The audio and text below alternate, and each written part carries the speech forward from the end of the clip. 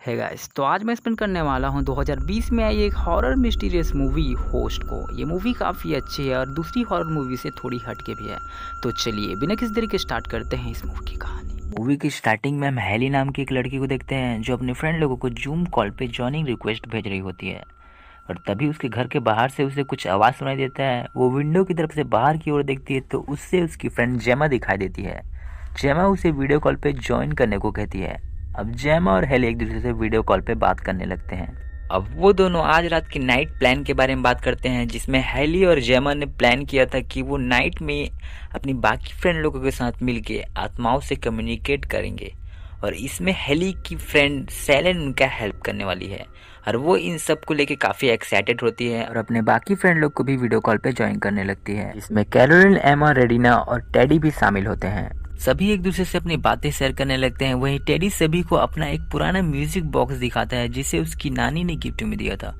वो बताता है कि बचपन में वो कैसे उस म्यूजिक बॉक्स से डर जाता था। अब हेली सबको बताती है कि वो सेलन को वीडियो कॉल पे ज्वाइन करने वाली है। वो सभी से कहती है कि वो ये सब पहले भी कर चुकी है और इसमें उन्हें काफी मजा आने वाला है। उन्हें बस हेलन के कहे गए इंस्ट्रक्शंस को फॉलो करना है। थोड़े ही देर में सेलन भी वीडियो कॉल ज्वाइन कर लेती है। वो सभी से मिलने के बाद बताती है कि उसने ये सब पहले कभी वीडियो कॉल पे नहीं किया और ये सब कुछ जो भी होने वाला है उनके लिए काफी नया एक्सपीरियंस होगा। वो सभी से ऐसी चीजें रखने को कहती है जो कि उनके अपने करीबी मरे हुए लोगों से कम्युनिकेट करने में हेल्प कर सकती है। वो उन्हें ये भी बताती है कि वो एक दूसरे से थोड़ी दूरी में है तो उन सब के लिए ये थोड़ा खतरनाक साबित भी हो सकता है। वो आत्माओं से जुड़ने के लिए उन्हें अपने मन में ये सोचने को कहती है कि उन सभी के कमर में एक रस्सी बंधी हुई है जो कि उनके फ्रंट डोर से जुड़ी हुई है और उन्हें खतरा महसूस होने पे उस रस्सी को काट देना है। और यही एक तरीका है जिससे वो आत्माओं की दुनिया में जाके उनसे कम्युनिकेट कर सकते हैं। सभी के कैंडल जलाने के बाद सेलन सभी को उस घेरे के बारे में सोचने कहती है जिसमें उन सभी को साथ में रहना है। एस्टर प्लान के दौरान ही टेडी की गर्लफ्रेंड वहाँ बीच में आ जाती है। वो टेडी का कैंडल बुझा देती है और टेडी को वहाँ से ले जाती है। अब टेडी के जाने के बाद भी सेलन सभी को एक दूसरे से जुड़े रहने को कहती है और सभी उन आत्माओं से कम्युनिकेट करने लगते हैं। तभी अचानक से ही सेलन के घर का डोर बजता है और सभी डर से जाते हैं। वहीं सेलन सभी को बताती है कि उसने कुछ चीज ऑर्डर किया था और जरूर उसी की ही डिलीवरी आई होगी और वो उसे चेक करने के लिए वहां से चली जाती है और सभी रुक के उसका वेट करने लगते हैं। थोड़े ही देर में सेलन वापस आ जाती है और उन सभी को अच्छे से फोकस करने को कहती है। उसी दौरान ही हेली को ऐसा महसूस होता है कि किसी ने उसके कंधे पे हाथ रखा हो। उसके बाद ही जेमा भी अचानक से अपने चेयर से उड़ जाती है और उसे भी अपने गले पे दबाव महसूस होने लगता है। तभी सेलन उस जेमा से कहती है कि वो उस आत्मा से बात करने की कोशिश करे। अब जेमा उससे बात करने की कोशिश करती है। वो सभी को बताती है कि उसके दिमाग में जैक नाम का लड़का आ रहा है। वो बताती है कि उसके स्कूल में जैक नाम का एक लड़का हुआ करता था और एक दिन जेमा के सिर पे चोट लग गई थी और वो उसकी हेल्प करने के लिए भी आया था और बाद में पता चला कि उस लड़के ने सुसाइड कर लिया था। ये कह के जेमा इमोशनल होने लगती है। तभी अचानक से ही सेलन का कैमरा बंद हो जाता है और वो वीडियो कॉल से ही हट जाती है, जिसे देखने के बाद सभी को लगता है कि नेटवर्क प्रॉब्लम की वजह से ऐसा कुछ हुआ होगा। वो जेमा से बात करने ही लगते हैं। तभी जेमा हंसने लगती है। वो सभी को बताती है कि उसके साथ ऐसा कुछ नहीं हुआ था और वो बस मजाक कर रही थी, जिसे देखने के बाद सभी थोड़े हैरान थे और सभी एक एक करके वहां से जाने लगते हैं। सभी के जाने के बाद ही जेमा के रूम का कैंडल बुझ जाता है और सभी थोड़े ही देर में वापस भी आ जाते हैं। वहीं जेमा हेली से कहती है कि वो इन सब से अब बोर होने लगी है। तभी हेली जेमा से कहती है कि उन्हें ये सब मजाक में नहीं लेना चाहिए। इतना कहते ही हेली को चेयर के साथ ही कोई पीछे की ओर खींचने लगता है, जिसे देखने के बाद सभी काफी डर जाते हैं। अब हेली उन सभी से कहती है कि वो आत्मा उनके साथ कनेक्ट होना चाहती है और उन्हें ये सब कंटिन्यू करते रहना चाहिए। उसके बाद ही हेली के बगल वाले रूम से उसे कुछ सुनाई देने लगता है और वो उसे चेक करने को जाती है, जहां उसे कुछ दिखाई नहीं देता।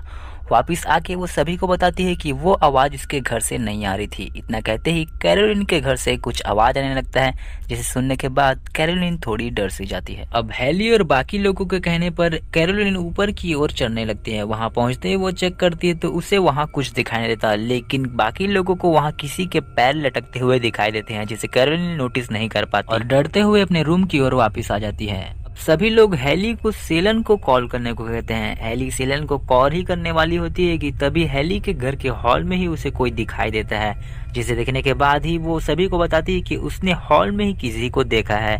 वो कैमरा लेके उसको कैप्चर करने की कोशिश करती है। वो फोटो क्लिक करने के बाद उसे चेक करती है तो उस फोटो में उसे कोई बैठा हुआ दिखाई देता है जिसे वो सबको दिखाने लगती है। अब अचानक से ही एमा के रूम का बल्ब फट जाता है जिसे देखने के बाद एमा काफी डर जाती है। अब हेली जल्दी से ही सेलन को कॉल करती है और सेलन को सभी बातें बताने लगती है जो कुछ भी उनके साथ हो रहा होता है।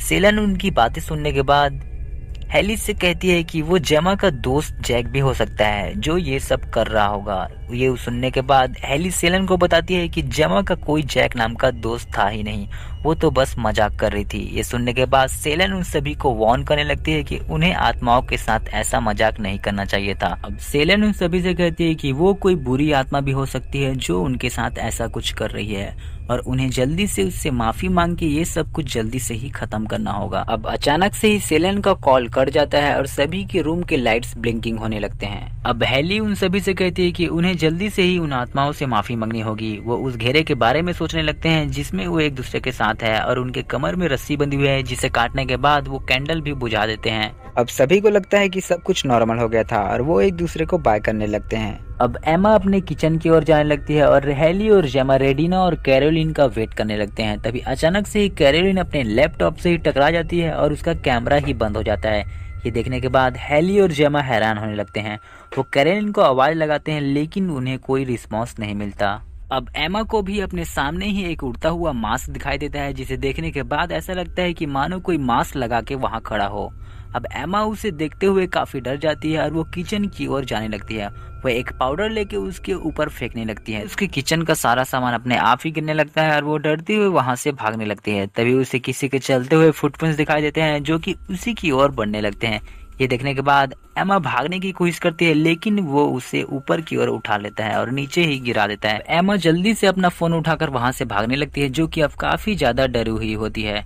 वो जल्दी से अपने रूम की ओर चली जाती है। ये देख के जेमा और हेली कहते हैं कि उन्हें जल्दी से अपने घर से बाहर निकलना होगा। वो रेरिना को आवाज लगाने लगते हैं। तभी रेरिना के रूम में ही रखा ओवन जलने लगता है। तभी अचानक से ही रेरिना का बीएफ एरन सीलिंग के ऊपर से नीचे की ओर गिर जाता है जिसे देखने के बाद रेडिना काफी डर जाती है। अब वो घर से बाहर भागने की कोशिश करती है। तभी वो शैतानी आत्मा उस पर हमला कर देती है जिससे रेडिना भी वहीं मारी जाती है।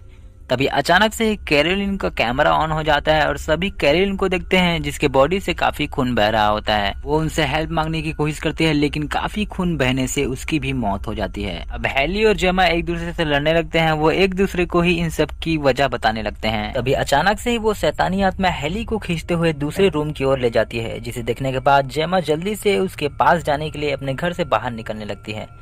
एमा उसे जाने से मना करती है लेकिन वो उसकी बात नहीं सुनती। उसके जाने के बाद ही टेडी वीडियो कॉल ज्वाइन कर लेता है जिसे देख के एमा उसे अपने घर से बाहर निकलने को कहती है लेकिन टेडी को सब कुछ नॉर्मल लग रहा होता है।